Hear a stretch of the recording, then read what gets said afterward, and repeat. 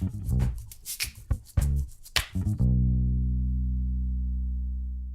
going to add one more thing to your cool things to do list. It is a new exhibit at the Wing Luke Museum of the Asian Pacific American Experience called Wham Bam Pow Cartoons, Turbans, and Confronting Hate.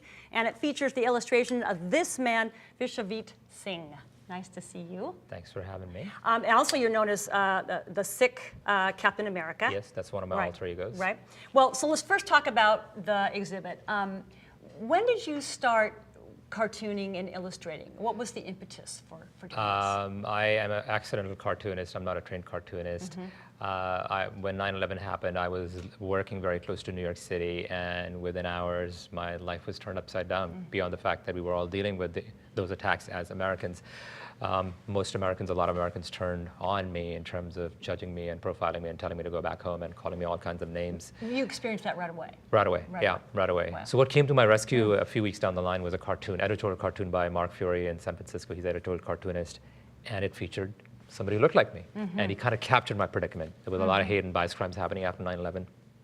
And somehow a bell went in my head, and took a few weeks, months, and I started cartooning. And November 2002, I created a website called sicktoons.com, and I've been cartooning since. A whole lot of turbans and beards, and just pushing people's perceptions, using humor to kind of say, hey, you know what, there's more than meets the eye.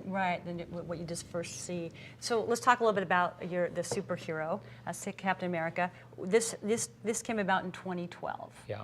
How did you come up with this guy? So this was, the idea, first came just in October 2011. I went to my first New York City Comic-Con, and that year, the Captain America movie had come out, first one.